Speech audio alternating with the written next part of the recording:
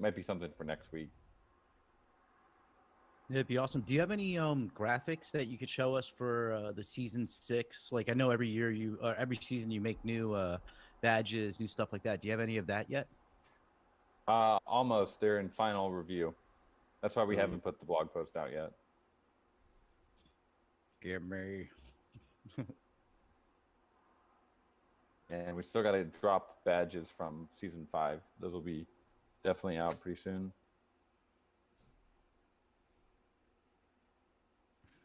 Yeah, Hot Curly Fry would be an authority on Gotchi Heroes. I went when they launched and sold their packs. I bought like 100 packs. I never played the game. I just didn't have time. So I have all these packs. So I'm interested to know if any of those assets will like be useful for the XP event because I got a lot.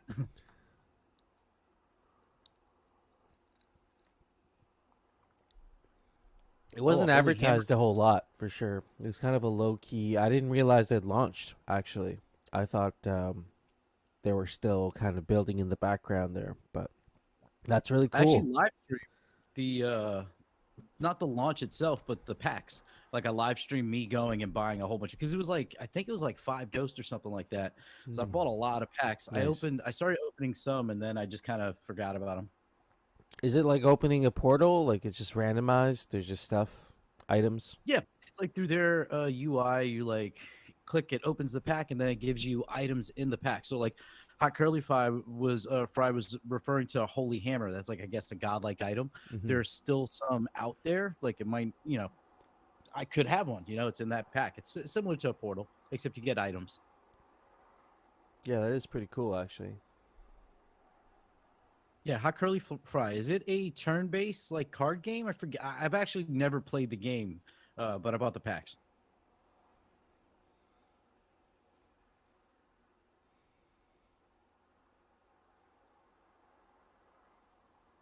It's an idle battler style, it says. What does that mean? Means it doesn't take a lot of time. It's like something you can put away for a bit and come back to when you got time, I think. That's my understanding. Yeah, same. Just the opposite of playing Words with Friends, where if you like are not paying attention, you lose the game. Yeah. We should set up a Gotchi Word with Friends tournament. That'd be kind of fun because we can all download that for free, right? Get the Gotchi Scrabble. Words that'd be with fun. friends, is that where you're one person's drawing something and then everyone else is trying to figure it out? It's just digital Scrabble, basically. Oh, got you. Like on your phone. Yeah, but Gotchi Scrabble, I feel like it would be a really low lift. You just need, Gotchify tiles and then the board. Mm-hmm. You can only use words that we use in the light paper or something. See, now then we need like the dictionary. We need a Gotchi dictionary. Have you, yeah, it'll be called the Gotchasaurus, right? Instead of thesaurus, it'll be Gotchasaurus. So,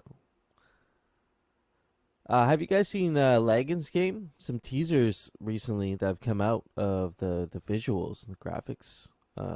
Really interesting looking, and I'm actually looking forward to playing Stratagochi Tactics. This looks really cool. It seems like he's added, and of course I see Lagan's in here if you want to speak on that. But it seems like he's added some things since the last time it was put out there. Yeah, 100%. Yeah, I'm digging it. Like I'll say that doesn't look like anything I've ever seen Lagan do before. So it feels like an evolution. Exactly. Yeah, those models, like the graphics. Oh yeah, let's get them up here. Yeah, hell yeah. GM, sir. GM. Can you guys hear me? Oh yeah. Hey. How's it going? Very well, man. I mean, just kind of noticing the work you're putting out there, and just looking at the recent post you put out. It's looking impressive, man. We're all kind of looking forward to playing Stratagochi. Awesome, man. Thank you very much. Yeah, man. I've been working hard on this, and I have a little bit of an update to share with you guys today. Nice. It's not that impressive, but it's something. It's just a little A teaser, if you will. A teaser of the prototype that's to come. It's not quite at the point where I want to share it with you guys, so you go in and play it with yourselves. Play it by yourselves. But I can show you like what we've done so far. Basically, like the turn-based system is working. Basic enemy AI is working. Targeting for both teams, and the attack and the pushing. All the basic elements are basically set up right now, but now everything needs to be tweaked and stuff. There's even like a counter that's going on with the harvesters collecting alchemica. But yeah, pretty soon it's gonna be. I'll share the link with you guys so you can go in and like play around with it and follow up on the progress that's taking place. Oh man, so we're actually gonna get a chance to like interact with like an early version pretty soon. Yeah. That's the plan this time around, because That's awesome. like last time around people were saying, demo, and like what happened with the last time around is that I think when I was doing the demo phase, I didn't make enough noise, and it was a small group that really was testing it out with me and stuff like that. So we spent a lot of time, we tested and we did all this stuff, but nobody was really aware of any of that. So when it came time for me to do the proposal and ask for a grant, a lot of people were like, dude, make a demo first. So this time around, I really want to like make sure that people get their hands on the demo, they can try it out, play a little bit, and then gather some feedback before we get into actually building the demo. This is the prototype. Right, and hey man, I mean, if you want to, like, when you release that demo, if you want to spend like a little bit of time on a hangout like this, like we did with Gotchi Farmy, and we can kind of run through the demo, you can kind of give us a high level overview. I think that'd be really helpful, create some awareness there as well. Definitely, for sure. And I'm hoping that like by the time where the game is actually playable and we can go in, like we could probably do like a weekly like meeting about that, where people who are interested, they can come on, we can get on stage, we can play, we can discuss ideas and stuff like this. Yeah, for sure. Does Strategachi have its own Discord server as well? If like people want to come hang out, if they have questions, or they just want to get more involved with maybe testing and whatnot. Oh yeah, it's at my old server. It's the Strategachi server. It's not really active right now, but it will be.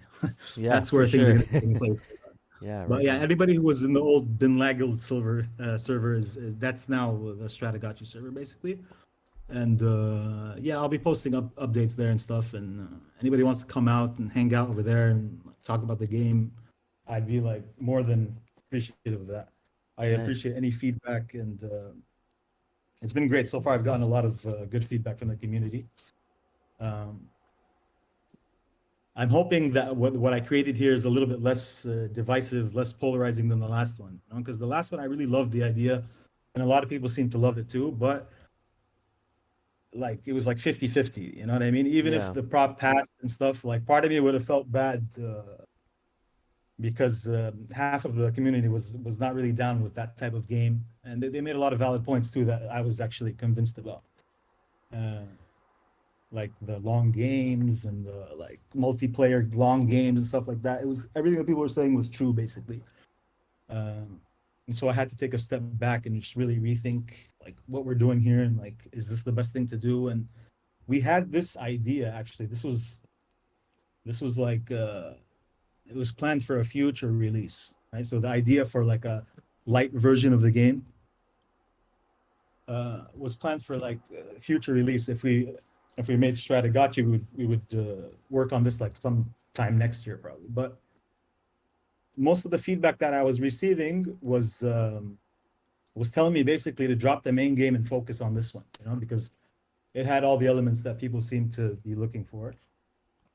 This game seems very much like a pick up and play, like anybody can kind of pick it up and just get involved right away. Yeah. Another thing that like I felt like was lacking in the original Strategachi, which I'm happy we have now, is you can actually use real gotchis. So in the other game, you're like a general controlling an army, but your units, they don't represent actual gotchis. They represent like a platoon or whatever, like, you know. Mm-hmm.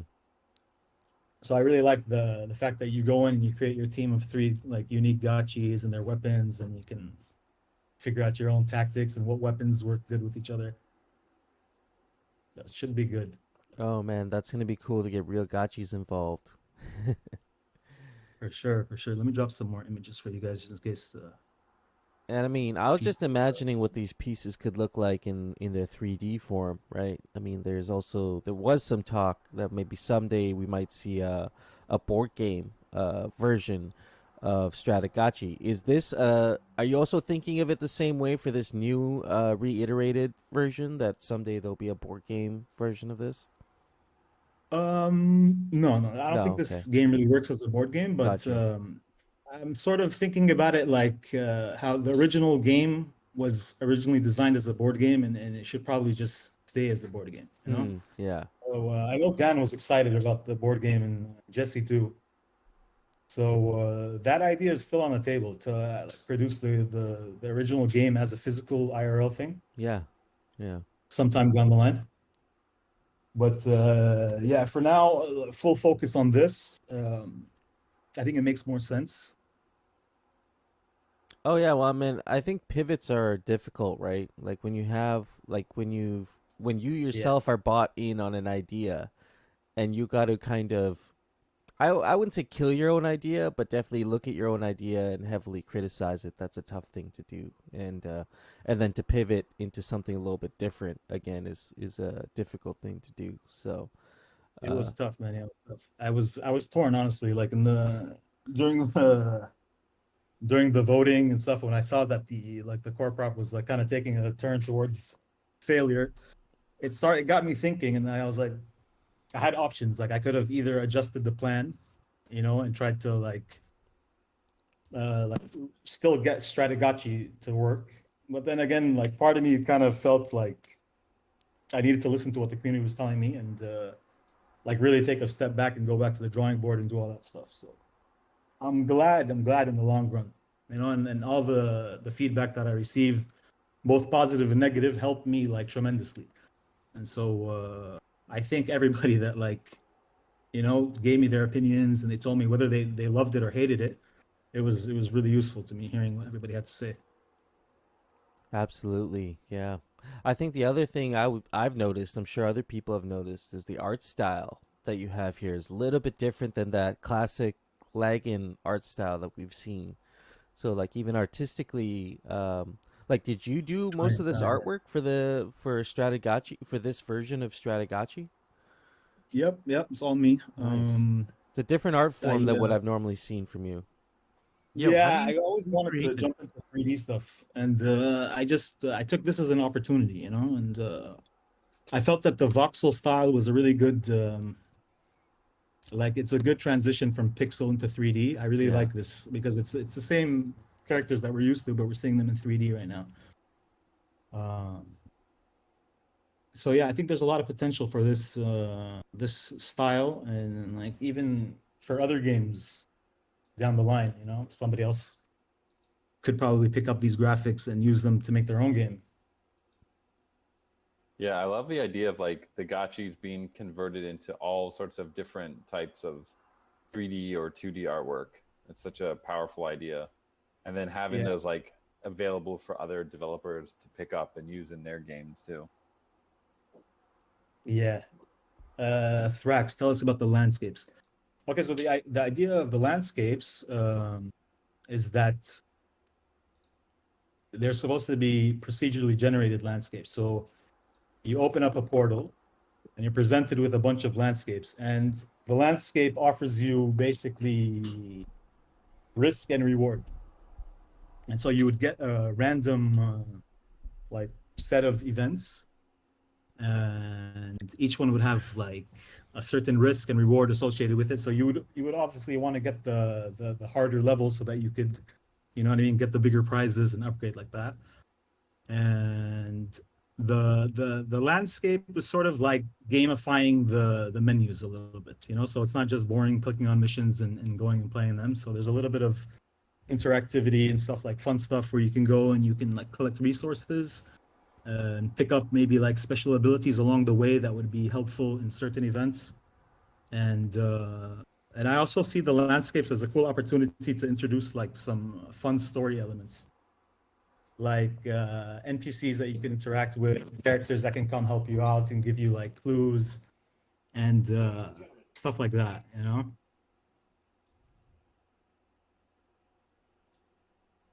Yeah, very interesting. So you're gonna be making each wearable into like a voxel, right? For this, Yeah. that's awesome. That's kudos to. It's a long process, but yeah, it'll be totally be worth it to have those.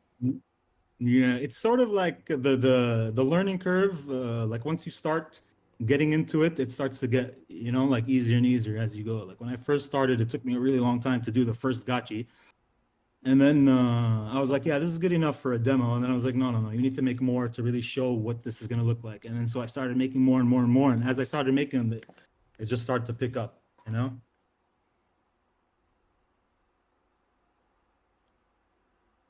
Yeah, they look great. This aesthetic almost like I really love Lego. I build a lot of Lego. You can see in the background I got like there's like a Coliseum, I got like a little car, I got a bunch of different little Lego things. I would love to see this like aesthetic of these gotchis and all these items become like Lego sets one day. Oh, yeah. That would look really cool. Yeah, I mean was- just be fun building experience too, right? I was It would literally look thinking really the dope. exact same thing myself. I was like Googling, I was trying to find like people selling like bundles of Legos just because I want Legos right now. I need like a lot of Legos to build these things in real life to see what they would look like. These would look really dope, but stepping on them would be a big L. You'd be taking a huge L to step on one of Oh these. yeah. Oh yeah. Oh yeah, that's exactly what I need. I need like somebody selling like a used pack, like 5 pounds of just like little white pieces that I can mix and match. Oh man, I'll hook you up because we have a Lego store close to where I live, so I can go there and they got a whole wall, all different colored bricks. They got little shovels in each one, so you can just grab like a scoop. If you just want like a scoop of white bricks, you can just go get Oh that. no way! You Yeah, can I'm gonna choose? yeah, we gotta talk, man. I can definitely Hell if yeah! that's what you need, I can be your like Lego broker, Hell yeah! and Hell yeah! figure that out for you. I was gonna go buy like a used set of somebody off eBay, but yeah, let's talk more. Yeah. Oh man, Choina, that looks like some sort of Yeah, torture it's your device right magic there. marker.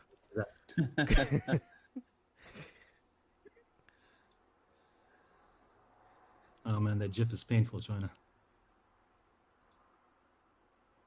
Yeah, Zbot, you want to drop some while we're sharing here? Do you want to drop a little bit of what you've been experimenting with this week? Ooh, Zbot's The got latest, off. the latest recording that you showed us earlier. Have we? I don't know if we've announced this upcoming collab yet, but it'll be announced soon. This is why you guys come to the Hangouts, right? Hell The yeah. alpha. We come here for the alpha and the raffle clues. Yeah. Okay, here's one. The video you just dropped though earlier, that was looking really dope with the movement. I like these two gotchis leaning on each other though. So big. There it is. This is the rigging of the gotchis is already happening. Nice. You can see at the end there when it starts running, it's kind of like it's got a little wobble to it. It's starting to come alive. Yeah, that's cool. Zbot made these? He's working with the team of this project, and I don't know. He can probably talk about what part he's doing, but I know he's working very closely with them. That wobble is great. I love the wobble. Yeah, the little it just adds a lot of personality to the movement. It's like good. It's so cute.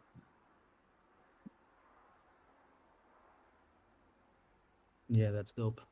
Oh, here's another video.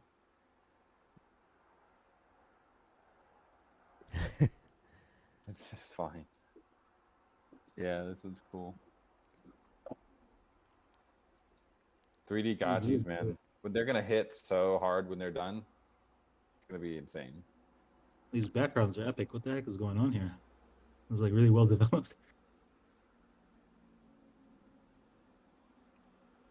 Yeah, what's this world that this Gotchi's in right now? Is this just something Floating that was around that mocked up, or is space. this actually like a? Yeah, some of you guys probably know this one. I think Musashi, is he correct? I think so. Hyperfi. Oh, VRM Hyperfly. Okay.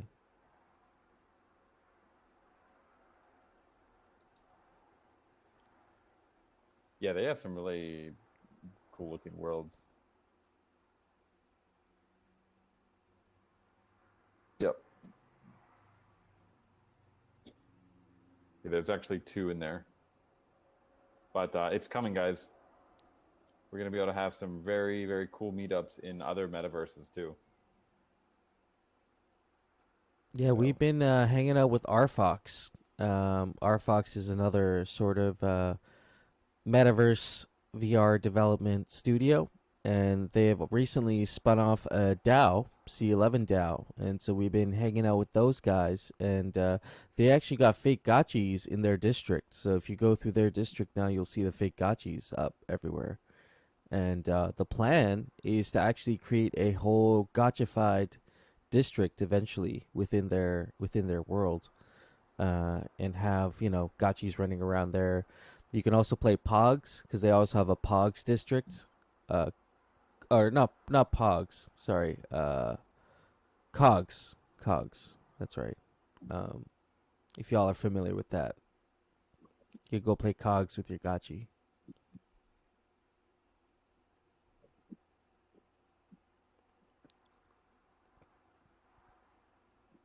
What was the name of that one?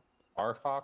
RFox. Yeah, Choina is actually like an OG member there of RFox, and here, let me see if I can find their Twitter. Yo, shout out to Choina. He's like an OG member of like everything. I'm Yeah. in all these different spaces talking, and he always Seriously. pops up. He's always there listening. He's just everywhere. Lawless. RFox. And so their metaverse is fully AR and VR compatible. So you'll be able to put on a Oculus headset, or now hopefully with the Apple device that's come out, we can talk about that even. You'll be able to interact with some of these metaverses that way. Coder Dan, what'd you think of the Vision Pro? I mean, I'm gonna probably have to get one. Right? I don't want to. I'm gonna have FOMO. I mean, it's a first generation device. It's probably gonna suck in a lot of ways. I'm not particularly like that into VR to begin with, but if it's we're gonna be designing experiences for VR, and it is an AR and something that people are gonna be really getting into. So I'll probably get one just to be able to experience it. Yeah, I'm Yeah, interested. it's Is way that too for- expensive compared to the Facebook one. Like it's like 10 times the price.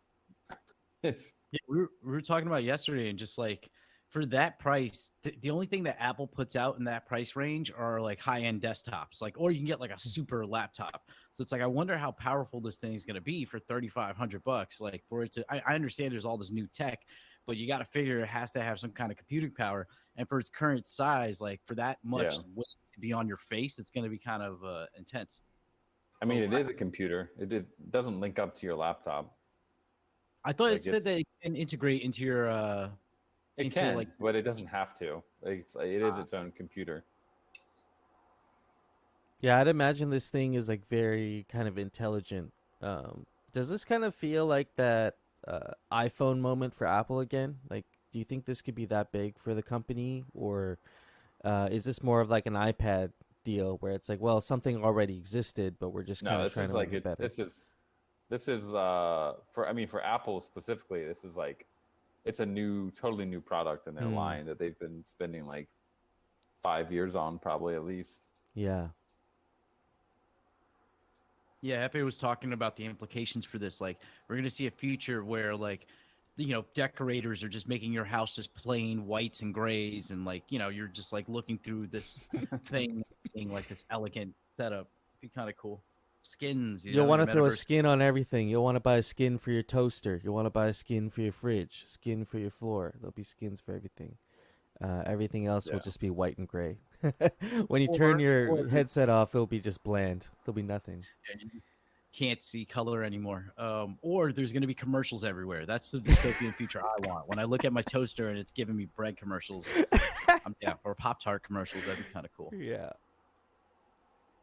One of the cool things was like how much effort they've spent on the eye tracking. Someone was saying it almost felt like a brain computer interface, like the way it anticipated.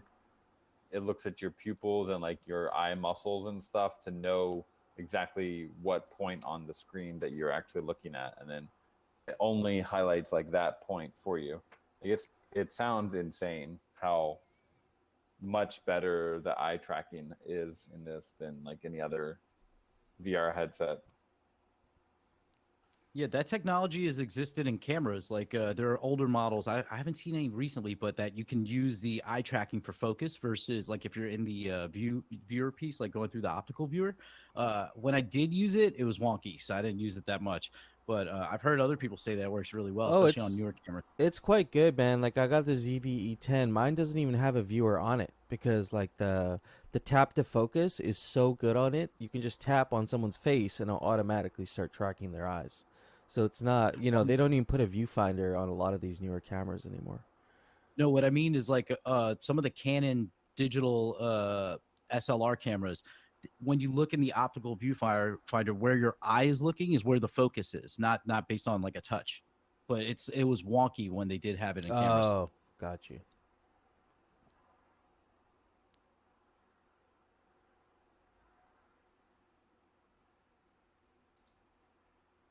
Yeah, I mean, I think their ultimate vision is they want to get these down to like the size of glasses. Basically, we're coming back to the glass holes, guys. Everyone's going to be a glass hole. Remember those? The Google Glass. Oh yeah. Yeah, those had a short run. Those were ahead of their time. I wonder why they shelved it. Was it just that Apple's almost like a fashion brand for technology, like the aesthetic? Like people will pay a premium just for the look and the name. I wonder if Google just couldn't get the look right, and people were just like, "I'm not going to wear this. You look like a Jetson." Yeah, It was just too early. Just too early, I think. it really was. Like it was probably underdeveloped. And yeah, having like, I mean, now with the Apple headset, I guess the idea was that you couldn't really tell.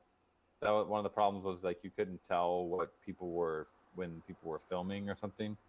I mean, I don't think the Apple Vision Pro is going to be any better, but it's very very obvious that you're wearing it, I guess.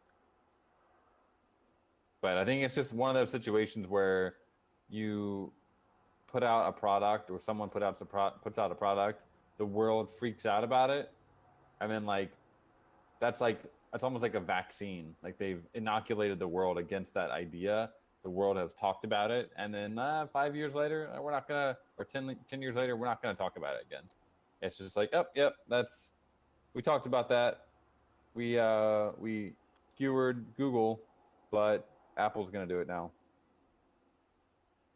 So there probably won't be nearly as many people concerned about that this time around.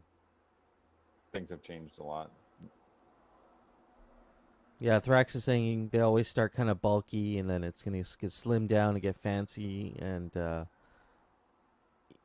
like aesthetically, this Apple product looks a lot like I'd want to wear this on my face as opposed to the Google Glass. I feel the opposite. I don't want to wear this. Like, Oh, really? It Okay. sounds heavy. I mean, it looks heavy. It doesn't look any cooler than. I mean, I guess the cool part is that like your eyes kind of show through, but they look kind of weird. Doesn't look to me. It doesn't look any cooler. The Google Glass, like as a glasses wearer, I was ready to go. So I'll switch it up. Yeah, see, if you want it to look cool, you got to get the optional snorkel piece. It's $900. It allows you to breathe in VR. I want to see, like the evolution. I mean, we've already started it. They don't even realize it. I think Apple stole some, and Zbot highlighted this. The Gotchi, 3D Gotchi with the visor. That's the evolution where we get back to the guy Yeah. from Star Trek, instead of the Borg. Yeah, I love that. I love the design of that wizard visor with the purple line going back and forth across. That's what we need.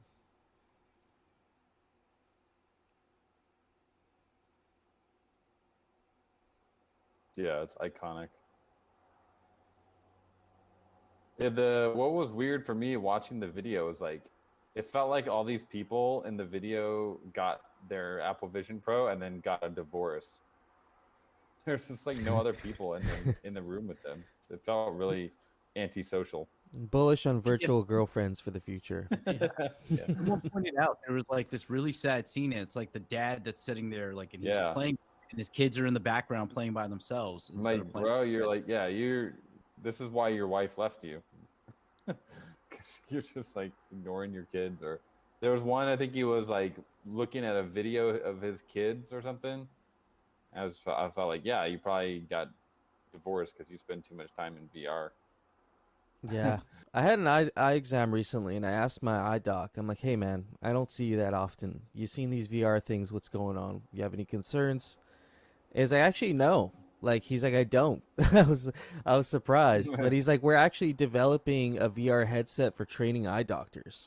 And I was like, oh, shit. So this might actually open up, like, different ways to train. Like, imagine you're going to medical school or you're, a learning surgeon, and instead of actually practicing on a real cadaver, you're actually practicing now in VR in like a virtual experience. So could be That's interesting. I'm bullish on VR martial arts, like practicing. If you could like do martial arts routines in VR and like have simulated things like hit you, like have actual combat. Maybe not like jujitsu where you're like grappling someone on the ground. Maybe maybe potentially, but like being able to have like fights and stuff in VR or training yourself to fight. That would be so cool. So, what is it? Music parkour. That's like one. Matrix style one. Just load up the Matrix with all the guns. Yep. Because like Dope. sometimes I want to do like a kung fu routine or something, but I don't know. It'd be cool to be able to like follow a teacher in VR and like do it with them. Yeah. Yeah, Morpheus. love Gotchi saying, when Cobra Dan online dojo. Wooger vest. No, I haven't. Is that a haptic? I saw someone was talking about this like next gen kind of haptic suit. Looks pretty cool. No, Futuristic and I were talking about virtual fishing on Block Party yesterday, and how it might be interesting to have like these experiences, like nature experiences. So virtual fishing came up. Well, I was just thinking because I've had an idea in the back of my head that I've never pushed, but the idea of like metaverse or like NFT gated improv classes or something like that. The problem is it's hard. Like you could do improv over voice, but it becomes much more difficult. Like you can still do it, but it's just more difficult. But with a VR setup, it'd be very easy. Like similar to like what you're saying, like a martial arts training, to be able to go practice with AI. It just like randomly generating phrases and you going off of it. That could be really cool. And having the crowd there. I mean, that would be an interesting combination, right? We've talked about AR a lot, or AI a lot recently. And so, like, imagine being in something like Skybox with your headset on and just like commanding like what you want your world to look like and you're a gotchi. Like, I think that could be really cool. Has anyone played with Skybox recently? They've done some upgrades, I think.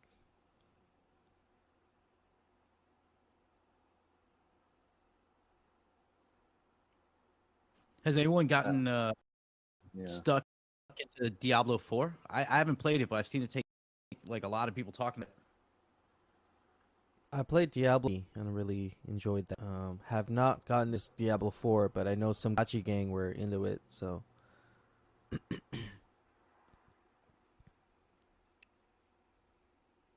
Actually, that reminds me, Coder Dan, or is the Aavegotchi account going to move the Twitter Spaces now to Thursday nights at 8 p.m. Eastern?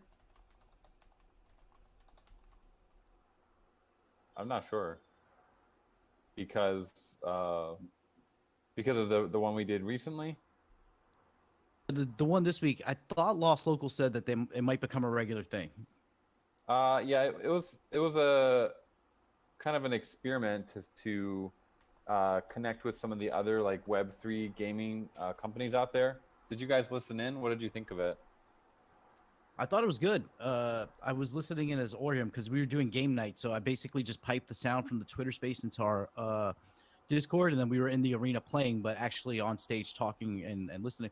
I thought it was really cool hearing everybody talk about was it 3XP? That's what the event they're Yeah. at right now. Yeah, it was cool. It was good to have everybody back on a Twitter space again. By everybody, you mean like the Gotchigang? Gotchigang, but Twitter we space. also had like at some point like 130 people listening into that Yeah. space. So we had some New Year's also, and we got to meet some new friends, which is always cool. Yeah, like the idea with it was do more of a space, like a industry focused space. So it's not just, about Aavegotchi, but getting other Web3 gaming projects or investors or things to talk about, their viewpoints on the space and what their projects are working on. So kind of, if you guys are tuned into the All Roads Lead to Polygon, like kind of like that. I think the execution probably wasn't quite at the All Roads Lead to Polygon level, but it's something we're definitely considering in doing like a more regular weekly kind of discussion where we can interact with other Web3 projects. Yeah, it's smart. I've been doing a lot of Twitter Spaces over the last couple weeks, and it's actually led to like not just followers for my account, followers for Orium, which I haven't even mentioned Orium by name yet. And then I've actually had a couple meetings like for BD purposes and potential partnerships that are forming because of that. And this is just going into spaces and just talking with other like-minded people. So it definitely I think it's a really good way to network outside of IRL because it's like 1 inch short of being IRL. You're like on a line talking with people. So it's a great idea, I think. Mm-hmm. It reminds me of like being at a party and just walking around and like hearing the different conversations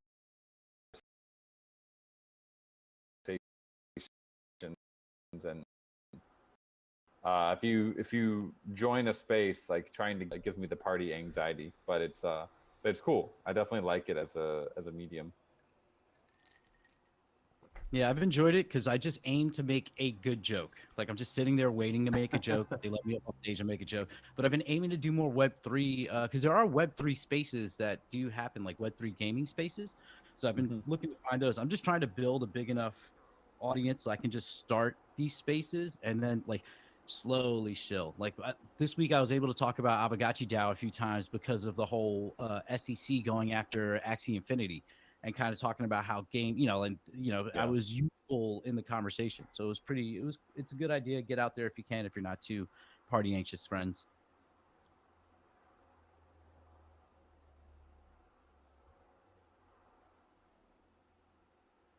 Yeah, it was crazy to see all the SEC going after all those tokens. I like to think that they didn't go after Ghost because we did it in the right way, right? We had our bonding curve and didn't do and had KYC and had no Americans being able to participate. So hopefully, or it could be that, or they just haven't gotten to us, on the list yet. But knock on wood, it's because we actually did things properly. Yeah. Well, AXS is also very kind of centralized in terms of how many holders they have and how the initial distribution was handled. Like you said, it was a lot different Yeah. than the way you guys did it.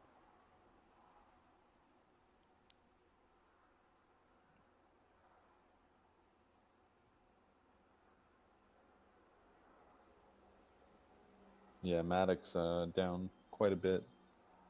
Good time to buy though. Mm-hmm. Buy the You're buying fear. the dips.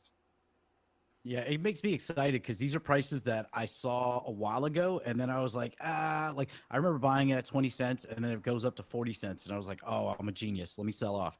Then it goes to 70, and I'm like, now I realize my mistake, and just ride that wave. So seeing it back at these prices, it's like, oh, I can like I've been accumulating, but in the form of buying a lot of Polygon NFTs because it feels like early ETH NFT summer for Polygon. So it's just spray and pray, and your Matic goes like 58 cents a Matic and something costs 3 Matic, you're not breaking your heart to buy like some PFP. So it makes it a lot more fun to play in the ecosystem, even though everybody's terrified.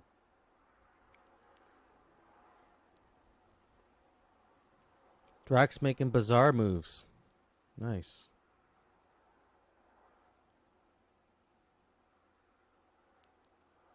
Flame, appreciate it.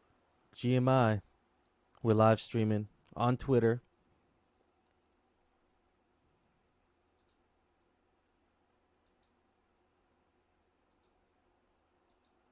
I bought the Algorand. Oh man. I remember ICP was so hyped up here where I am. And ICP, man, that was another crazy one.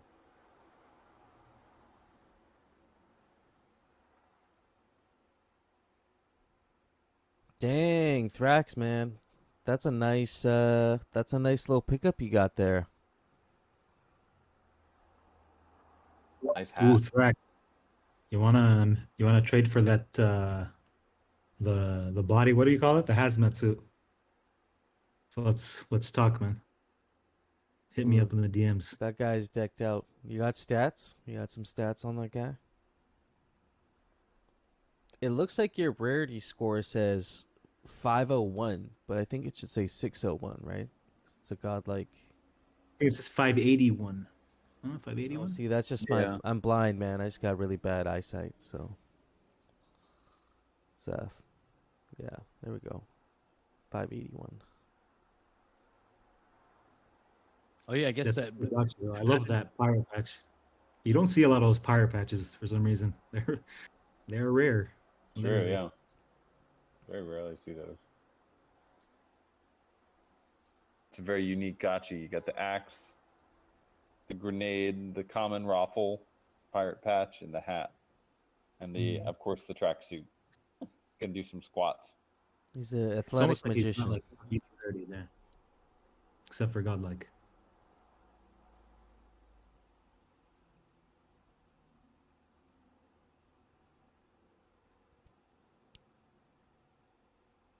This is where 3D gotchis are going to be super cool because we can all meet up and flex our gotchis. And I don't know. I feel like it's a better medium to show off the gotchis. Probably see the eyes better. See the wearables better. More detail. I just want that wobble. Imagine that The wobble, wobble. but in the arena, like that wobble with the sound in the arena. Like it's cute, but it's deadly. What's happening? Like a little confusing, but it works. You drink some little pump drink and it wobbles a little bit more. Was there a consensus on what these gotchis are made of? Like, what's this material that the gotchis are made of? Is it more of like ethereal, gassy material, or is it more like they're actually like flesh? Like I know Soju draw a gotchi a while ago. He cut it in half like a sushi, and there was like flesh inside. Like, how are you guys thinking about the tissue that makes up a gotchi? Goat cheese. I think I asked Gbot this one time, and I think his answer was like some sort of cheese. Goat cheese? and then Mid Journey also told me cheese. I uploaded a gotchi, and it was like, yeah, it's made of cheese. Everyone knows gotchis are made out of cheese. So all this time I've been giving Webb like a little gruff because he says goat cheese instead of got cheese, and he was right the whole time. No, he was Oh, giving man. you alpha the whole time. Yeah, man. Let me see if I can find the prompt. It's pretty funny. It is a good question though, because yeah, if you get inside the gotchi, is it solid or is it transparent?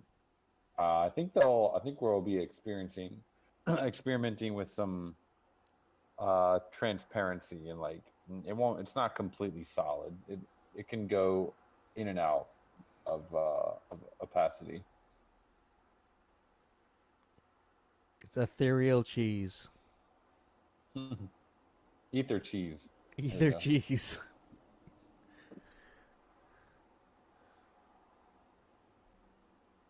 Be like cheese. Cheese. Like if you had a list, but with the ETH at the end. Cheese. Yeah.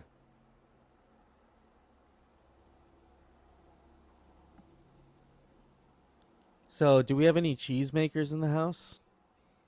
We need someone I to just actually want make milk. like a gotchi, like a goat cheese modeled gotchi. Got a lot of French in this community, so there Or a block of better be cheese. some cheese makers. So wait, I got if- my gotcha is made out of a sort of like semi-translucent, rubbery kind of material. That's what I'm going for on my design. See, you can see in this image here. It's like it's not really transparent, but it's a little bit like the light stuff kind of shines through it. Yeah, look at that. it's gummy. Kind of gummy, yeah, yeah. Mm-hmm. So when gotchis are sacrificed, someone's just eating cheese. That's what's happening? They get melted down into a fondue. Ah, for the other gotchis? Depraved. This lore will take a twist. Gotchi fondue is the souls of liquidated gotchis. I mean, they are getting liquidated, right? Because you're going from a solid form of cheese to a liquid form of cheese. So,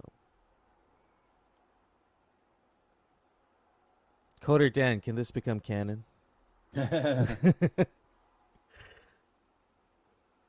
Perhaps.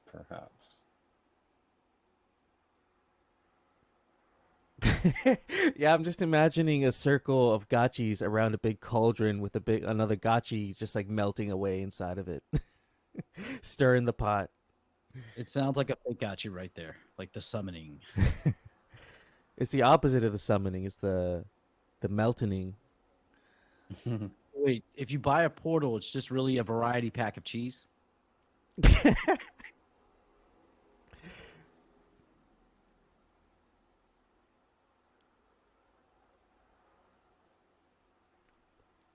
Trax, is that some alpha there? Some debris.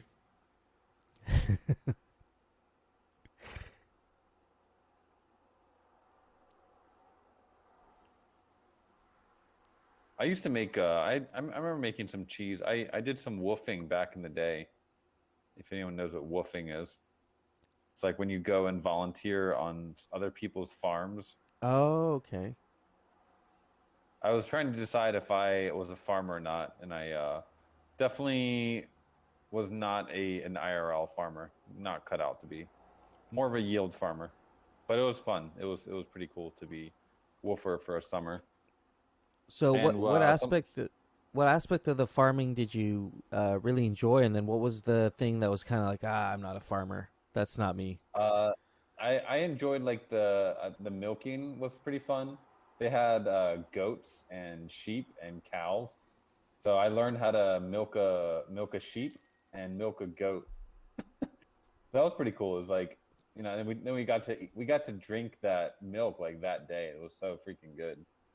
Like goat milk is really good, and sheep milk, and just like normal milk. That was awesome. And then we made cheese from it. What I did not like about it was just being out in the fucking sun all day. Mm. It was like I just got like wrecked. So not burned, but just like super tired really quickly. And so it was so freaking hot. It was like 95 degrees outside. Dang. Is But that it how was you guys cool. met Farmer Alf? Were you Yeah. woofing for Farmer Alf? The people we were working with, they were really chill. It was up in like Pennsylvania, super chill farm, and we would just like help them with their gardening and planting. Like the planting for me was probably the one I was like, it's not really for me. Uh, just like being out, and the weeding really sucked too. Like I didn't really enjoy weeding. Yeah, weeding's not my favorite either. It's definitely the least favorite part. Planting was okay, but yeah, weeding is just like, come on. But you don't, you want it to be organic, so you don't want to use any pesticides and stuff.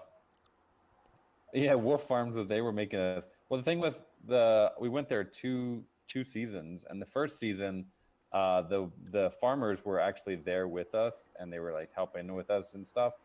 I guess in the second time we went there, they couldn't really make ends meet, I guess. So they were off like working day jobs, and we were there. They were like, "All right, well, me and my friend and this girl that was also there, they were just like, yep, hold the fort down." We're like, we have no idea what to do, so we were just making a mess of things, and had to do like a lot of weeding.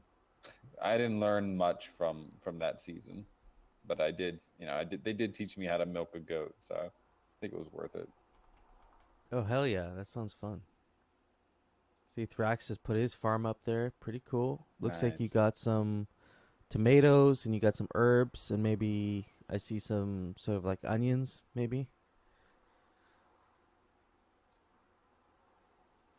Chives, nice. Nice one. Very green. Musashi's in here. He's actually doing like a little gotchi permaculture group. If you guys are interested in just like discussing farming and growing your own food and stuff, he's all into that. So actually, we got a couple gardeners. I know hardcore. You get Green Thumb too. You're always planting stuff. I've seen you in your backyard a lot. I think there are parallels between IRL farming and Yeah. metaverse farming. Yep.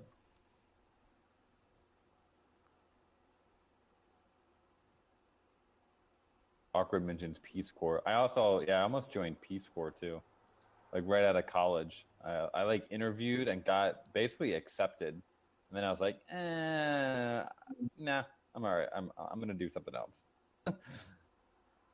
Like 2 years not getting paid, kind of. I think it was gonna be like teaching English or something in Mongolia. Like, nah, I'll just do something else. But all those kind of things are really really cool. If you're after high school or like graduating college and you just kind of want to bum around for a year, it can be really really cool experiences. Yeah, I actually thought about joining the military when I was younger because when I was going to the paramedic academy, I was like, well, the military will pay for it, but then I only got to do 2 years of service. Then I was like, kind of similar to you. I was like, it's not worth it. I'll just be a regular one.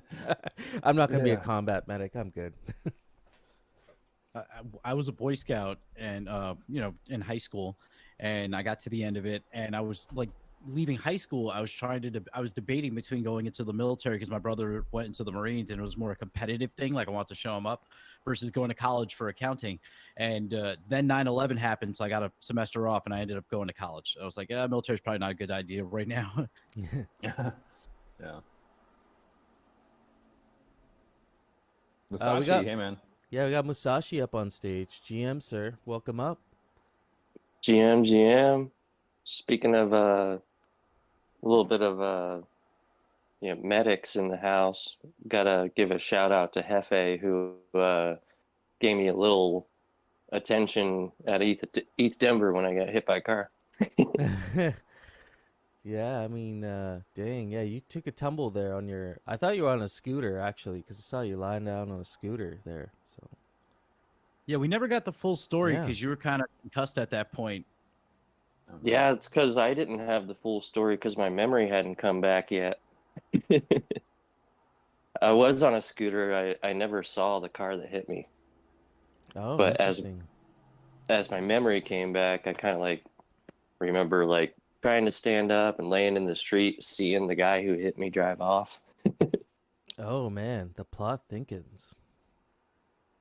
Pretty wild. Dang. It was very wild. We just walked out of the convention center. We were going back to the car, and then we see Musashi up the block with this like scooter, like kind of walking weird, bleeding, and we're like, "What the hell?" Like, and then we ran over, and Hefe went into paramedic mode. Yeah. I'm glad you're doing okay though. Yeah, man. Broken ribs healing up well. That's Oh good. no, man. So keep that in mind. Musashi was sitting at our Aavegotchi booth with like potentially a concussion and probably broken ribs, onboarding people, just sitting there looking, But he was wearing the sweater. Yeah, as it turned out, it was a concussion, and it was about 4 broken ribs. So you did get it checked out eventually, it sounds like. Yeah, I kind of had to because Yeah. the bones weren't, Well, yeah, you'll solidifying. notice it for sure. Absolutely. It was like Rice Krispies in my chest. Yep. Absolutely. Dang, man. Are Well, I you? hope you're so doing all right. Yeah, are you healing? Okay. Yeah, I'm healing up well. No hate to the guy who hit me either. You never know what happened. Dang, yeah, that can be real dangerous. I've seen a lot of people get hit, even kind of where I live, because there's a lot of cyclists, and it's like those shared roads where you got, like a scooter lane or cyclist lane, and then cars cut over all the time, and just like toss people.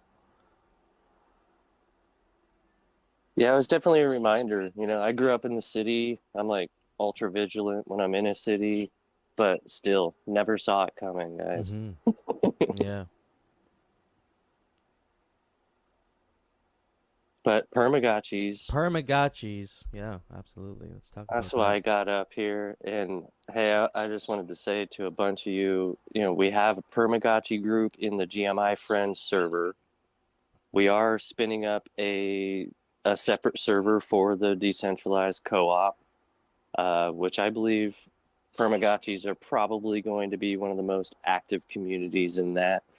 And for those who are already in Permagotchis, I just wanted to let everyone know Akia DAO, which is a DAO that came up looking to purchase old abandoned homes. That's what Akia stands for. And we're about to purchase our first properties in Japan, and just buying up these really old, beautiful properties that have like traditional homes and dojos on them. That's why this got brought about, because Coder Dan was talking about dojos. I'm like, ooh, we're about to have an actual dojo soon. Yeah, that's awesome. And we've got some VR folks in there that are really excited, and they heard Permagotchi and immediately started making stuff. So we have a big fan base in Akia DAO that we need to connect with.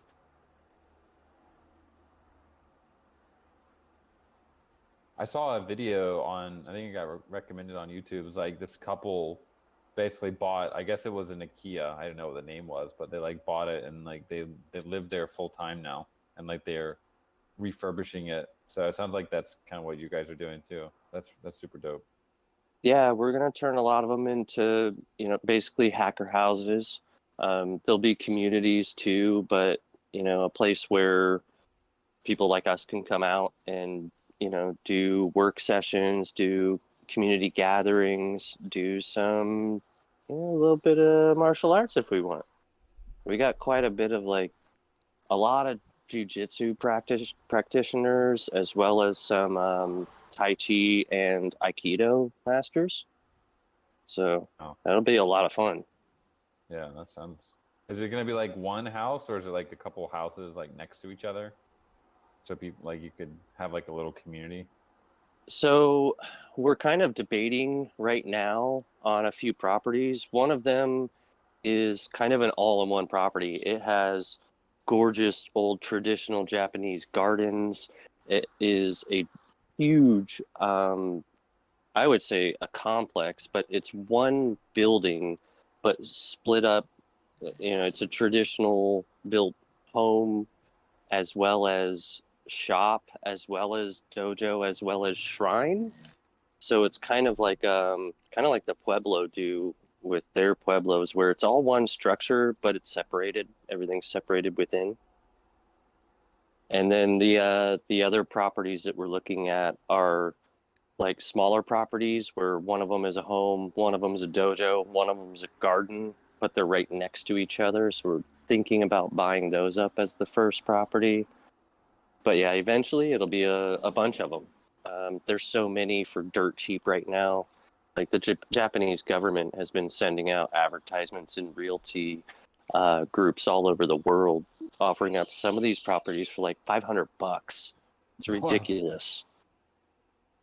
Just because like all the families have like moved, or everyone's in the cities now, I guess, right? Yeah. Right. So you have a combination of, the flood into the cities and out of the rural villages, and then the old generation is dying off. Yeah. And then Fukushima kind of pushed people out of some other areas. And then like there's like kind of a toppling effect with some of them, where some of them, the elderly are still there, but they're cut off from the town now. And so some of them were actually looking to reconnect these towns to these little villages to the towns, because otherwise they are going to just die.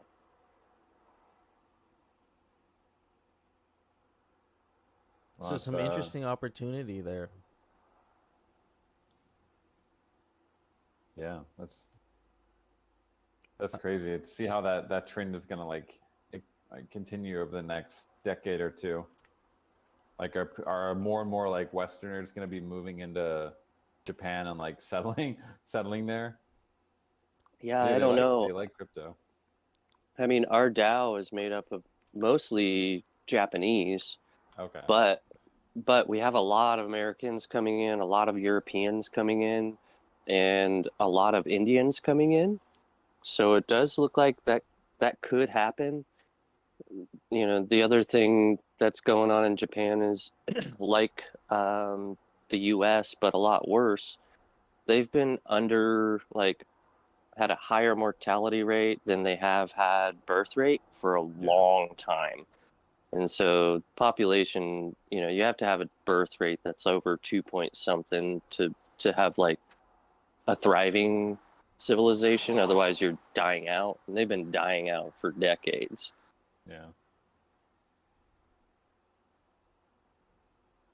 I think I saw this like birth rate infographic the other day. It was literally like 95% of the world was like under the replacement rate or something. It was insane. Right. It's pretty wild.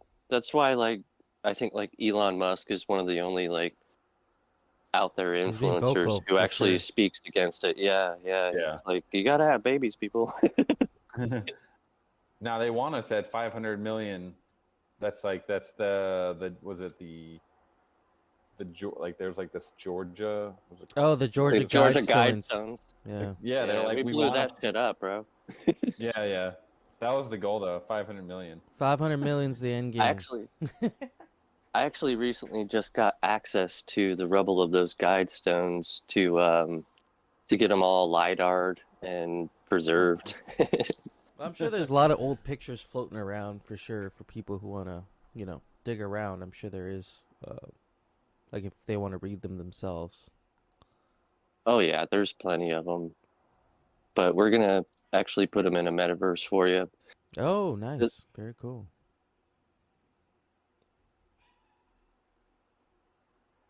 I'm wondering if you all know anything about this guy that started Blockchain Relics. Have you ever heard of that? Blockchain Relics. No. Not familiar. No? Mm. All right. Well, this pretty awesome guy, really super humble dude. I'm not going to say his name because I don't want to dox him, but he's one of the few sole owners of the Rosetta Stone. And he decided he wanted to start documenting things before they got destroyed. And this was really coming to a head when we're having all the BLM protests in America, and they wanted to take down all our statues. Yeah. And so he went to that first Jefferson statue that was surrounded and said, "Hey, I just want to scan this for, history purposes." And they had already made the decision to take it down, and the county decided to lock down the area and let this guy LiDAR scan every block of that whole statue. And he now has it in multiple metaverses where you can see the statue, you can pull apart the actual bricks and blocks from them. Whoa. But he has them as they were, everybody painted them up how they wanted, And so his LiDAR scans are of all the graffiti that was done on these statues. And that's kind of part of the fun that we want to build into that is here, now you can, preserve the statue if you want for historical purposes, put it up everywhere you want in AR.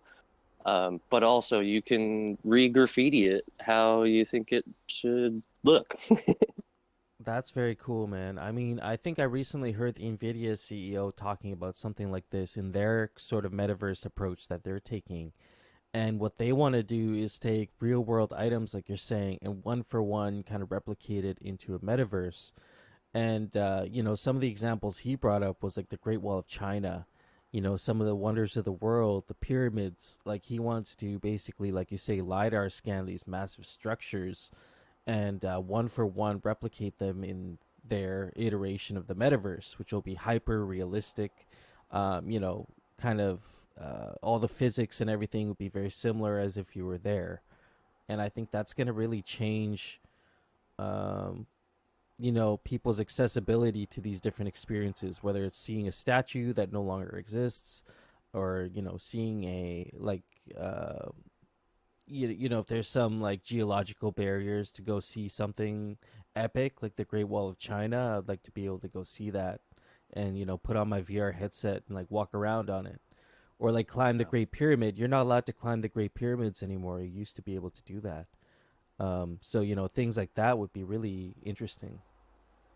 Yeah, it's so crucial too, because like you just said, that's one of the things that this guy wants to do too, is to be able to offer up. He actually got access to the Great Pyramid and a few other pyramids to do that, but he's going to create a virtual tour for people. If anyone's interested in this stuff, I would love to connect you with this guy, because he's, he got into Web3 to do all this and then got screwed over, got with the wrong group, and has kind of a bitter taste in his mouth, and he's on the edge of handing over everything he's done to either Smithsonian or National Geographic. And I'm like, please give me a chance. Don't do it yet. I've got a lot of good friends. What did he made NFTs and stuff from them? Yeah, but he's much more of the, open source style. Mm-hmm. He didn't try to sell anything. He just made that first Jefferson statue. If you wanted to get those blocks, you just could. But unfortunately, everything he dumped into the project was pretty much siphoned out by some bad actors. Oh, man. Yeah, But it sounds like you found the right guy. You guys somehow connected. That's awesome. Yeah, he's a wonderful person. If you have a chance to speak with him, he's so down to earth, such a good person. He took a lot of the proceeds he did make off of that project and started up a educational group that goes into inner cities in America, and I think they started up in Europe now too, where they go to lesser privileged groups. In the inner cities, there's a lot of BLM groups and other things like that. And now they're training children in inner cities to become drone operators and learn how to market themselves as a drone operator and get jobs. It's pretty cool. So eventually he'll be building up the future fleet, the future of this project.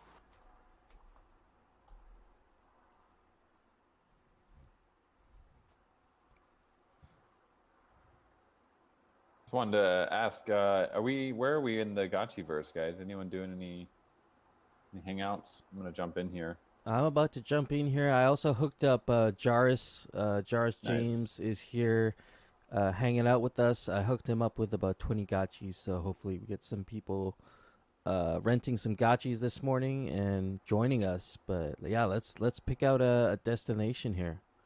And I also, yeah, Jaris, he's started a group called Relationships that we recently did a Gotchiverse demo for. So they had a bunch of people in there and took them through the Gotchiverse, talked about fake gotchis, gave a high level overview of what we're doing over here. And yeah, I think they really enjoyed that. So yeah, Jaris, man, if you want to come up here, I can definitely get you up and, you know, we can speak about Relationships a little bit because I think it's really interesting, and I think it's definitely relevant for like us here at Aavegotchi and Aavegotchi DAO. Yeah, and Hefe, I understand you're still sourcing a few Aavegotchis for that. Is there any way that anyone can throw down on that if they want to? Yeah, absolutely. The whitelist, I believe, is 6422. So if you would like to rent out some gotchis to that whitelist, I think we have 22 people on there, and I think we do have enough gotchis already. But you know, if you'd like to throw one up just in case for people that might be interested coming in there and looking for that. Yeah, exactly. Hey, GM, what's up, Gotchigang? Hey, how's it Hey. going, man? Everything is going good. Thanks. I just want to thank you once again for the rentals. And yeah, I just rented a gotchi called Mori. It's a USDC gotchi. Nice. I picked one of those because it was a 6-hour rental. Sick. Yeah, so I copped that one. Just playing around with it. What happens like when you collect this like little like floating green stuff? Like I call it like some floating green like aura type thing. That's money. Green, red. Oh, sweet. Yeah, I was just walking around collecting a whole bunch of that. Nice. Yes. There's 4 types. The green one's called FUD, and there's a red one, a blue one, and a purple one. And they're all actually real tokens, like ERC 20 tokens that you can trade, on the blockchain. Oh, So you sweet. can And I get- get to keep that even after my rental is up. Yep. Oh, Yeah, sweet. I assume Hefe. What was your split? I assume it was probably like 100% or. Oh, it was 100% to the person. Yeah, whoever's collecting Yeah. 100%. You keep 100% of sweet. that. Oh, nice. Nice, I'm And gonna then get you back. can use these tokens. Like if you withdraw them, you can. They're primarily used for building in the Gotchiverse right now. Like you can craft stuff with them and then put that on your parcel, like tiles or different installations. Like as you're walking around, you'll probably see stuff on people's parcels, and so all that can be crafted with these Alchemica. You can also like set up a farming rig in the game. Okay, cool. Definitely gonna get back in the Gotchiverse and collect some more of that Alchemica. Yeah, absolutely. I mean, I had Should a we, really great time should we hanging do a out with super your chat? group there. Oh, sorry. Where you guys at? We'll make it rain. let me I get back in. can. Why don't I spin up a little bounce skate here for G? No. From Soju's art thing. I just went over Okay. here. I'm the only one. Yeah, it's like he has an art fest. It's in the queue, but he has that Bob Gotchi piece and a couple other pieces. Okay. Let's go. Okay, so everybody jump into Soju new fake art preview. That's the, and you know, for Jaris, you'll have to kind of just refresh, like log out of the Gotchiverse you're in right now. So just refresh your screen. You'll go back to the landing page, and you'll see on the left-hand side there's a column, and 1, 2, 3, 4, 5. The 6th one there on the left-hand side is there's a hot chip. There's a little artwork that says hot chip and a little Bob Ross Gotchi. We're going to be going through that gate there, and anybody that's joining us right now can also head through that way, and we'll drop some of this Alchemica, some more of these tokens. Okay. Oh, I see it. Yeah, fireball.gg. Nope. So it's I think it's in that column, but it says fake. I can't remember. I already forgot what it says. Uh, Soju, new fake rare or something like that on the left hand side there in the left column. Yeah, where you're at. I think it's like Yeah, the sixth one down from the top. Soju said the rules of the house are you must spin when you're on the parcel. Yeah. You must spin when you're on the parcel. Okay. Soju. Okay, I see all the friends coming through. Dang, Soju, your party's bumping here, man. Let's get these gotchis spinning. So Jairus, man, would you like to talk about, like, we did a really great segment there in your group there, Relationships. Do you want to like give people a little high level view of like what you guys are doing there, and maybe if people are interested, they can make their way over to that server because I think there's some really great opportunities over there. Thank you for giving us that spotlight, bro. Yeah, so Relationships was a guild that was started in Bankless style. It was created. It was like one of the first guilds that was created there. I joined Bankless Style in season 3, and that was the second guild that I joined, and that's where I really found my home at in Bankless Style. I thought it was cool that it was a guild that was pretty much created with the sole intent of forming relationships with other DAOs out there. And as I was joining the DAO space, I was just I was really like excited about learning about all these different DAOs and just reaching out to them and forming relationships and connections. And that's where I first started hosting demos. And we used to host the demos in the Bankless style server within the Relationships voice channel. Then we moved it to the amphitheater. But just for convenience, because the Bankless style Discord server could be overwhelming, we decided to create our own Discord server for hosting demos. And in order to foster relationships, outside of just hosting demos, we also write blog articles. Now we just started a Medium account, but yeah, the intent of Relationships is to become a meta BD DAO. So we're going to be leveraging our connections in our network to help out like pretty much like startups to expand their partnerships and basically establish connections with other DAOs and other reputable Web3 organizations. So everybody that's there pretty much has a decent network, and we're just building together and doing a lot of cool shit together in Relationships. And our server been live for about like 3 weeks now. Then our next demo is gonna be with Lobby 3 on Thursday at 2 p.m. UTC. We're aiming to do demos every Monday, Tuesday, and Thursday. And then the demo that we hosted with Hefe, it is recorded, and we're going to chop it up into multiple short form videos. That'll be up soon. So I'm gonna start editing that over the weekend. But yeah, we'd love to set up some more demos with Aavegotchi themed demos because there's so much to cover, especially with mini games. We'd love to have Ryder present one day and talk about Gotchigang. That would be pretty cool. And yeah, and then we also create different channels for the communities that we partner with. So we have a community section, and we also have a Aavegotchi channel in there. So you could feel free to share any updates that's going on with Aavegotchi in there. Yeah, you could feel free to do that. I'm gonna grab the invite link and share it here in a second. Absolutely, yeah. I was gonna say drop the link because I think we have many folks in here. Like earlier in the meeting, we were talking about Leggins games, Strategachi tactics. We have like these other games that are coming out that are going to become their own, essentially, kind of verticals on the Aavegotchi protocol. And I think it'd be really like it'd be in their all these groups' best interest to kind of network right as much as possible with other, with other organizations. And I think like what you guys are doing at Relationships is really cool because it's kind of bringing everything into this one like hub where you can kind of interact with each other and get like a stream of demos every week that you can see what's relevant to your project and what's not, and then reach out to those people. Exactly. Like I wanted to function like a country club for DAOs, pretty much. Nice. I'm getting that link now for you guys. 1 second. Yeah, I like how you say that, country club for DAOs. Yeah, we got that. You could check out what we're all about in the Start Here channel, and I got that all listed out so you like guys can understand what it is that Relationships stand for. Yeah, very cool. Yeah, I appreciate you sharing that, and you know, definitely get in there. Keep an eye on those demos too. What were some of the upcoming demos you said you had coming up? Yeah, so the next demo that we're gonna have is with Lobby 3.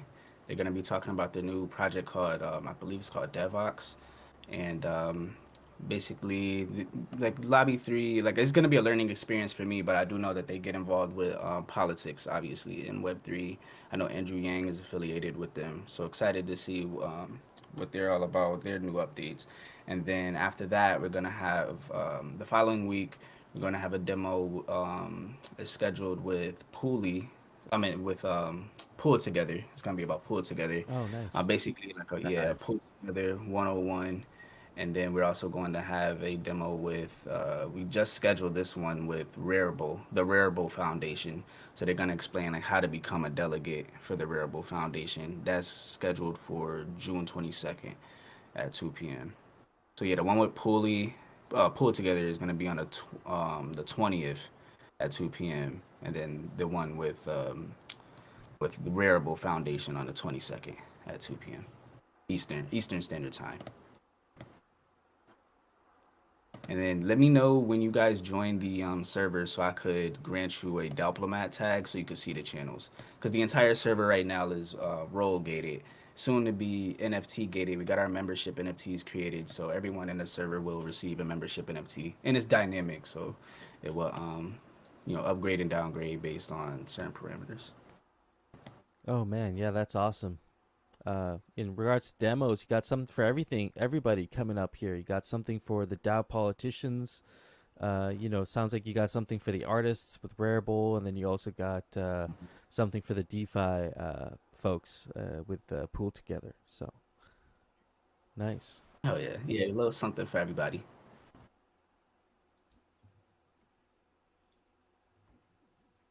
Yeah, well, man, I appreciate you kind of sharing this with us here today and giving people the first look here at DAO relationships. I think it'll be something that, especially Aavegotchi DAO, probably finds really relevant because we're always trying to look for interesting partnerships that can not only grow our DAO and strengthen our DAO, but also bring other DAOs into the mix, into the ecosystem. Oh yeah, it's definitely gonna be a great spot to co-mingle, co-network, and get more exposure for Aavegotchi. Because how I first explained DAO relationships, I mentioned how it's an offshoot of Bankless DAO, but it's going to be much larger than that because basically it's all of our friends, all of the connections that we made in the Web3 space, all in one spot together. Yeah, that's awesome. Gotchigang, bro. check them out. Nice.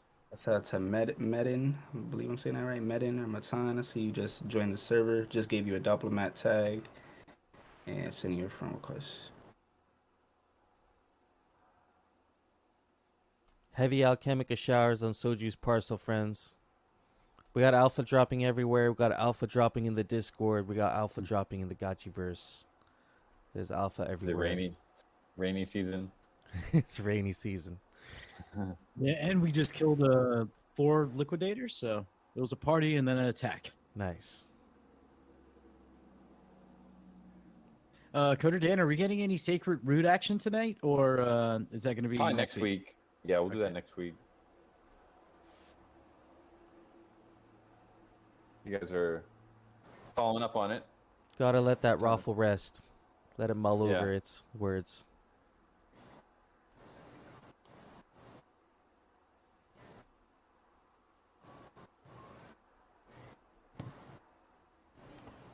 I got one more lick. I'm gonna actually I got a couple licks. Let's drop a few here. These are the easy ones. Have at it.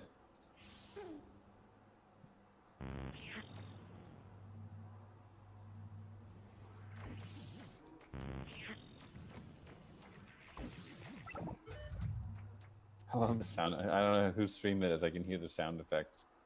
That's me, yeah, because I forget that I can actually play the sound pretty light without my microphone being on. Nice. Although, like, my HP, I gotta, like, my attack points are, like, too low on this build for this Gotchi. But it's my standard, like, no futuristic Gotchi, and he is just getting wrecked. There's one liquidator just chasing me down the whole way. Let's take this guy on. Come on. Gonna take this guy out. Some of these gotchis are moving fast as hell. Mine's real slow. Yeah, the clothes you put on them like affect their stats in the game. Cool.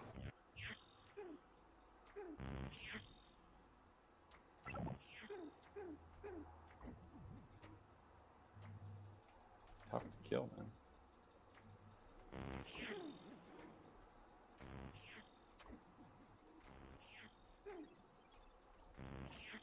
Do we have an official start date for rarity farming yet? The blog post is gonna. So let's see. I think it has one more day left on the vote. No, okay, it ended 1 day ago. So yeah, we're just waiting for the final badges to come through, and then the blog post will go out, and then that will announce. Basically, 2 weeks from that blog post going out will be the official starting date. Like the first snapshot will be happening. So first snapshot will be definitely by the end of this month.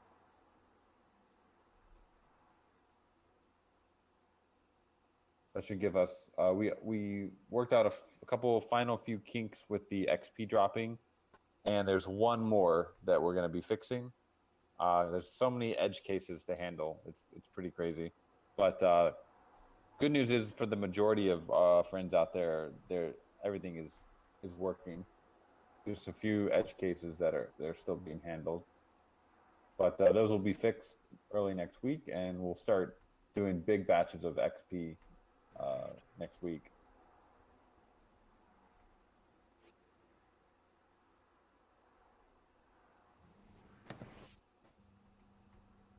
If you guys haven't voted already, the Ovix team did put up an updated snapshot with the Gotchi IDs and the do nothing option, and also a link back to the Discord. So they followed all of our kind of protocol, and yeah, that vote is it's live right now. So everyone definitely go vote on that. How many days do we have left on that? 5 days. 5 days. Okay. Yeah, definitely. Oh get your God, votes in. leading option is do nothing.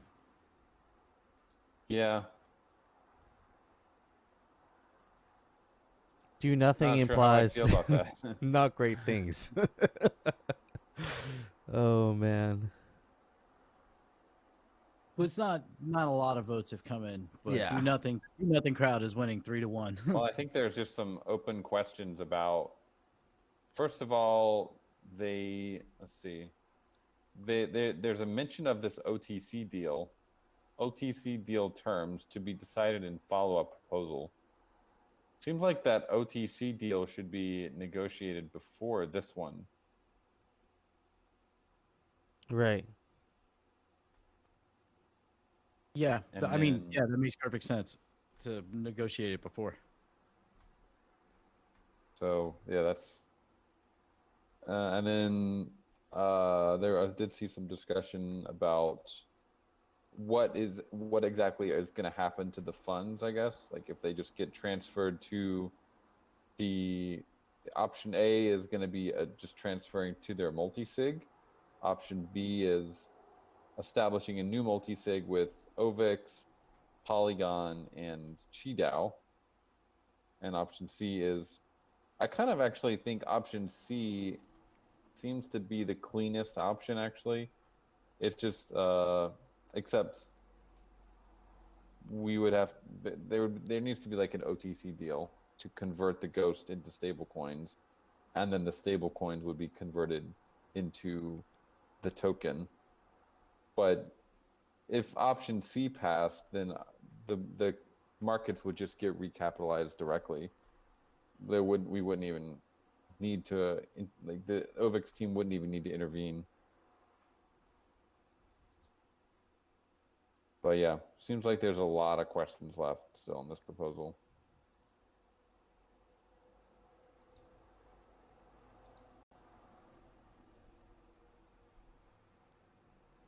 This is open until the 15th, so still 5 days. We'll see what happens, I guess. If anything, we'll just have to refile the SIG prop and then just terms. Yeah.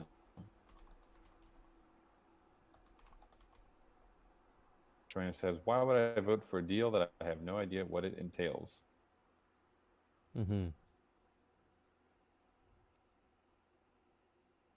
Let me Yeah, I ask, think- have we had any big brains in our DAO think about, like, okay, so if we give them back if we give it back in Ghost and they just instantly swapped it to USDC, what kind of hit is that going to send on Ghost?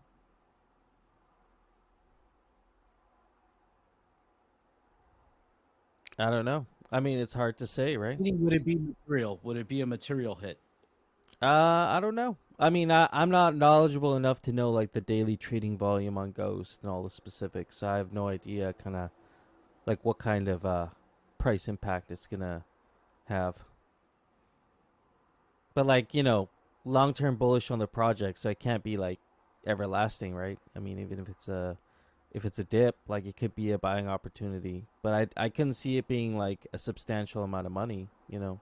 Again, I'm not like into the statistics of the actual like trading volume and stuff, but someone might know if we have any experts or knowledgeable people around that.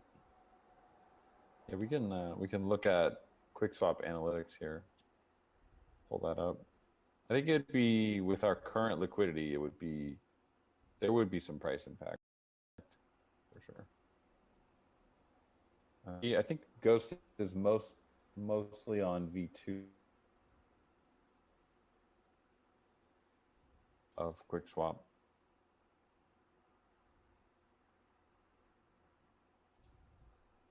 But the point was that there was supposed to be an OTC deal done where essentially Aavegotchi DAO is using DAI to kind of like with the swap that we're doing right now, but instead of swapping it at a time, it would just be a larger swap. DAO wants to buy back, like they want to swap DAI for Ghost anyway.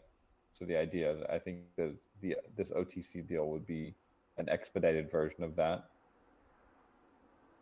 That'd probably create a big ARB opportunity, though, for some people. Well, it'd be done off chain. Oh, yeah, I see. Because it's not actually a purchase. We're just like really just moving ledgers.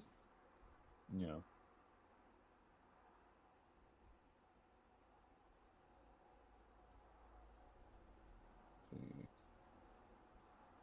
Yeah, so liquidity for Ghost is, I don't know how accurate this is though. This is kind of weird.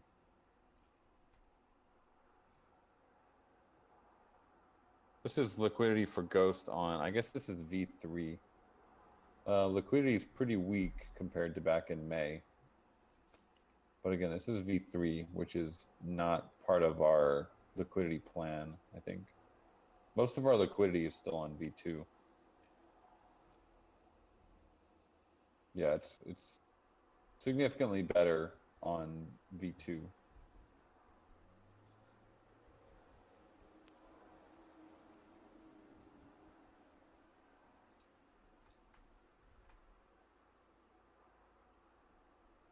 I think it would be if the liquidity currently is 920,000 on QuickSwap V2 and you tried to sell 750,000 Ghost for USDC, like that, the slippage would be very high. Oh, the slippage would be crazy, yeah.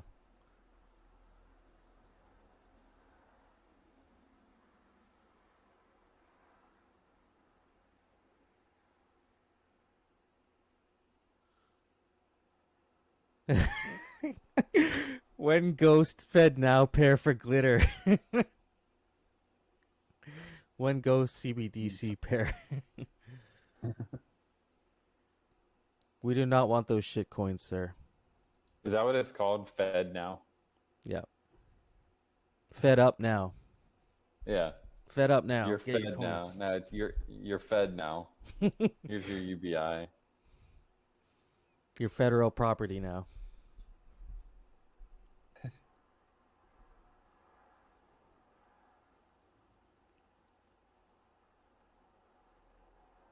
I don't even think this is gonna. There's a good chance this doesn't even meet quorum. Yeah, I don't know if Gotchi Vault is going to vote on this or not. Seems like they, as long as they reach quorum on their side, they should vote for this. If I was to guess, I'd say a lot of people abstain from voting for this in Gotchi Vault specifically.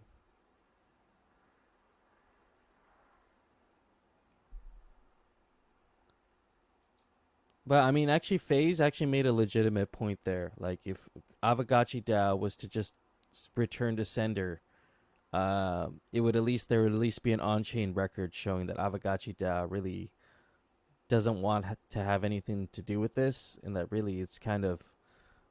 I think for our side, from Aavegotchi DAO, it's really an issue of like optics and like being perceived a certain way or being perceived in an inaccurate way.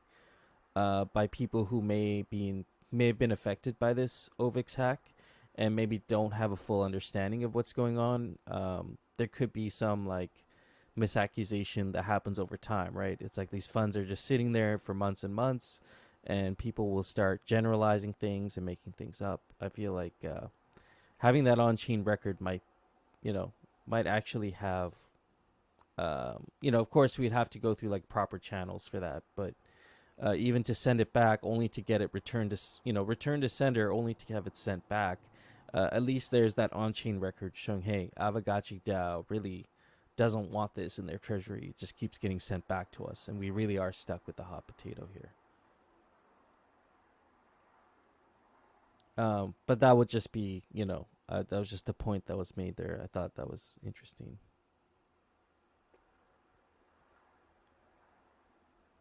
The other proposal is schedule all Act 1 parcel surveys rerolls, which has 24 hours left and has not quite met quorum, but I assume that the Vault will vote on that as they've reached their 15,000 VLT quorum on their side. So that's pretty exciting. That means rerolls every 12 weeks. That's going to be pretty fun.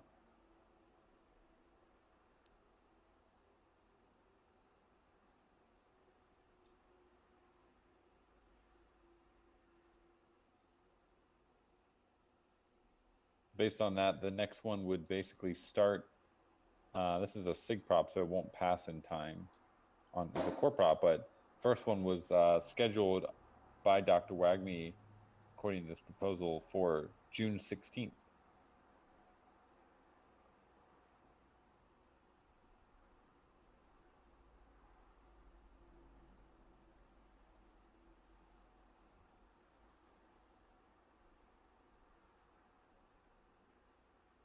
Cool, friends. So I'm gonna sign off a little bit early, a little bit sleepy today. Need to get some rest.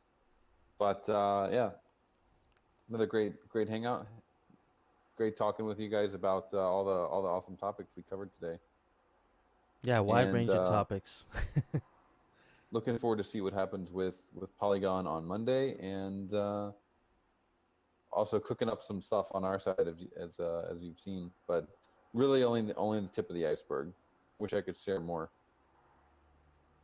Yeah, thank you for sharing with us, and being the builders that you guys are. It's awesome, and we're definitely all gonna make it. Cool. If Light Piglet is on, yeah, I see you on the call. Tomorrow you will be hosting the DAO call. Is that correct? Oh shit, that's pretty cool. Nice. Dang, nice. So if anyone has any topics you'd like to cover specifically, just reach out to Light Piglet, and that friend will add it to the list. Awesome. Yeah, that's great. And yeah, shout out to Hardcore. I believe, I think you mentioned it earlier. Is that happening tonight, sir, or for your today? The Liquidator Rugby, you called it? I didn't really get to see what that was all about. I saw it briefly mentioned Liquidator Rugby, but would love to get an explanation on that.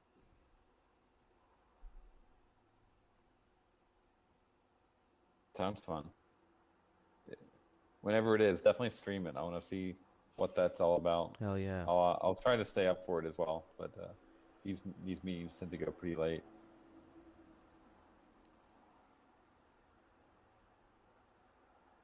In regards to the DAO call recordings, I do have the credentials for the Aavegotchi DAO YouTube channel to get the recordings up for our friends. So if someone does do a screen capture tomorrow, just reach out to me, and then you can throw it in my Dropbox, and I'll get it up there as well. Or I can share the credentials too, but I just want to try and maintain security with the account.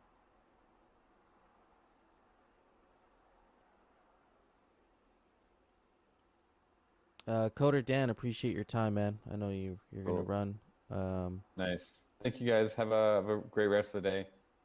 Stay safe out there. You as well, friend. Stay awesome, peeps. Peeps. See you guys tomorrow. Yeah, later. Peace. Peace, Dan. Take it easy, friends.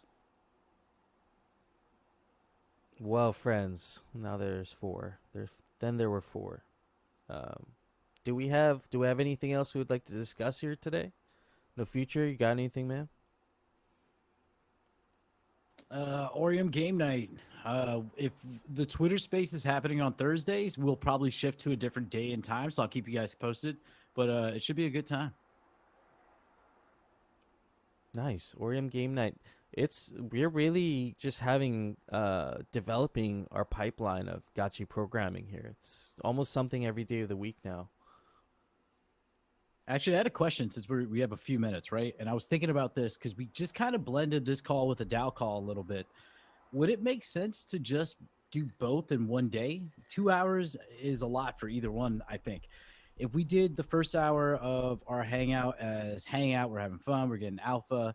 Second hour as potentially the Light Piglet's asking to speak also. Okay, Light Piglet's up here. Second hour being the DAO call. Do you think that would be more efficient, or is that not enough time to handle business? I think, well, I mean, with the DAO calls, I think the reason why they take 2 hours, and they used to only take an hour, right? But the reason why they've been taking 2 hours is because we've been giving time for presentations. And so if we were to just move the presentations to a different format, whether it's you or I doing a recorded YouTube interview and throwing that up on the DAO channel, and then maybe that can be just a reference item for the DAO call, that would cut a lot of time out of the DAO call, and maybe that could work for having a combined event on Saturday. Yeah, I think it could work, but there would have to be some stuff trimmed off from the current DAO call. We got Light Piglet on stage. Welcome, sir. GM. Good morning. Good morning. Yeah, I was just gonna say that we should probably condense these things into a singular event rather than two. I'm gonna have to bring up the same things we already spoke about today, tomorrow, and then just we're just running around in the same circle again over and over. So it's just something to consider.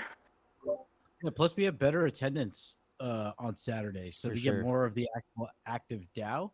And it's it's good to it frees up 2 hours for Coder Dan to do something with his wife, or some Right. kung fu in our universe, whatever. Some quality of life improvements there for sure. Yeah, we could still organize other events that we have fun for, but just to condense it. But I guess we're in a experimental stage, so do it for a few more weeks and see if maybe it makes more sense, and maybe we'll talk to him about it next week. Yeah, that works for me. I mean, I'm not hosting next week. I'm going to be traveling, but I'll definitely be here tomorrow, and we'll be able to figure it out. But I think concising things down and making it more digestible will be better for everybody. Yeah, Choina recommending the reverse Gotchi mullet approach on Saturdays. Party at the front, business at the back.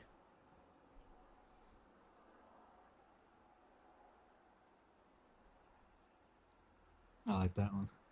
Yeah, that's perfect. I like that. Then what do we do if we get like they're releasing something They would have to do it at the very top. Yeah, there wouldn't be that like half an hour warm up, and then also I don't know like where they plan to take this like whole raffle lore telling that they do on Saturday. Like if that turns out into a longer, kind of more drawn out experience, that could take up quite a bit of that 1 hour hangout time.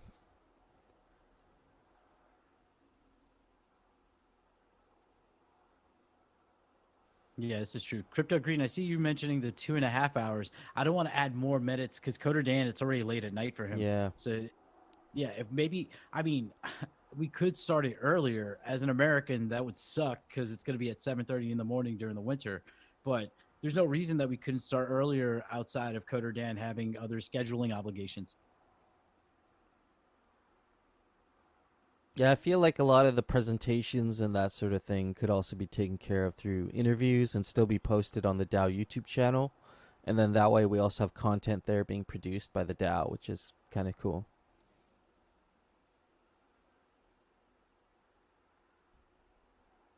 Yeah, I Yeah, agree with the we'll meeting attendance aspect too.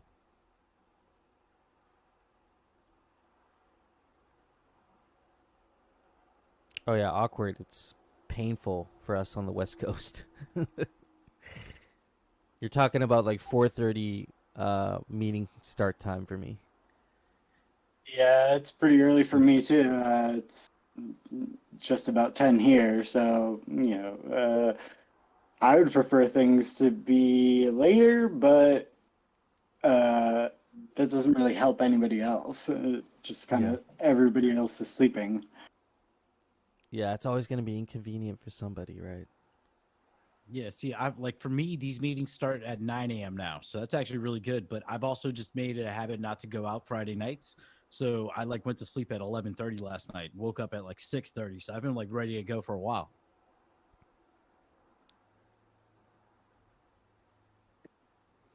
Yeah, facing all the good stuff happens at either 3 a.m. or 5 a.m. for me. Dang, dude. That's. Yeah.